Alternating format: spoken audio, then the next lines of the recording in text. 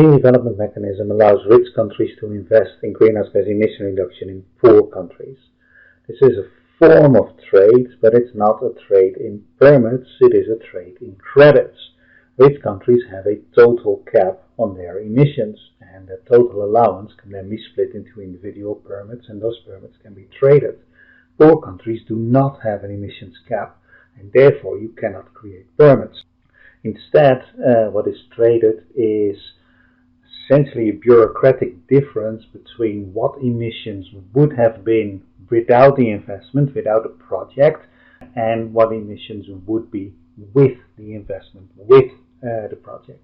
So essentially it's project-based created credits that are being traded.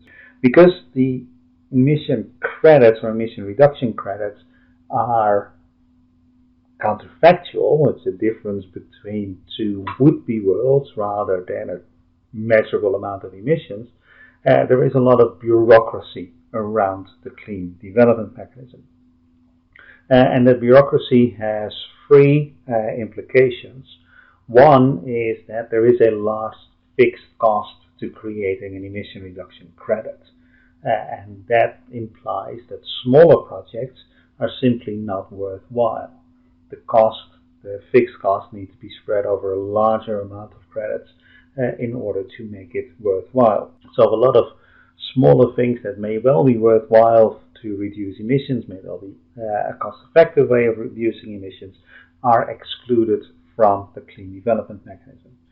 There's another implication, and that is that filling out all these forms and getting all the permissions straight, and you need permission from a series of United Nations committees in order to have your project accredited and thus gain emission reduction credits that then can be sold. Because the bureaucracy is large and complicated, poorer countries are excluded or largely excluded from the Clean Development Mechanism. This is money that flows to countries where there is enough human capital to actually do this. So countries like Costa Rica gain a lot of this. A country like China has gained a lot from the Clean Development Mechanism, but very poor countries like the Central African Republic, for instance, have gained very little of these projects, even though potentially they could reduce their emissions too. And the third implication is that there is a price wedge between the price of the certified emission reduction credits through the Clean Development Mechanism and, say, the European emissions trading system. Typically, CER credits trade around €1 per ton of CO2 lower than the ETS, and that €1 is to cover the costs of emission reduction. There is another bigger problem with the Clean Development Mechanism, and that is that you need to prove to the relevant committees that your project reduces emissions within the boundaries of the project. The most famous example where things go wrong has to do with the production of HFC-23. This is a hydrofluorocarbon. These things were invented. They are completely artificial. They don't occur in nature. These gases, HFCs, were invented to replace CFCs. Those are the gases that destroy the ozone layer. HFCs can also be used as coolants and solvents and those sort of things, but they don't destroy the ozone layer when they're then released into the atmosphere. Unfortunately, HFCs are greenhouse gases, and HFC-23 is the strongest greenhouse gas among the HFCs. Now, HFCs are bulk chemicals. They are fairly simple to make, they're fairly cheap to make, and because of that, the industrial value of these gases is pretty low. You can buy a ton of HFC-23 for a few dollars, so they're simply really, really cheap. Now, what some businessmen in China thought to do was to build a factory that could make HFC-23. And then they went to the United Nations and said, we're not going to do this. We're going to close our factory without producing HFC-23, This stuff will never be emitted into the atmosphere. Within the boundaries of the project, we have therefore reduced greenhouse gas emissions, and we therefore have certified emission reduction credits to sell. And that was initially accepted by the governing committees.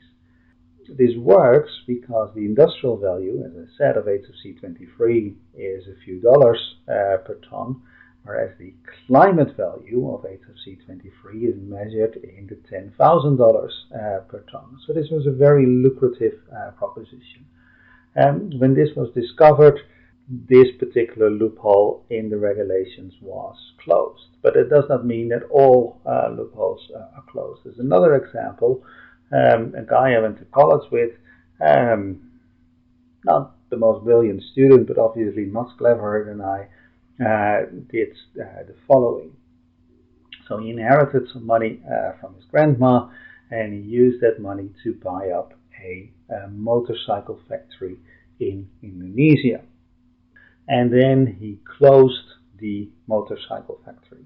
And within that project, he reduced emissions.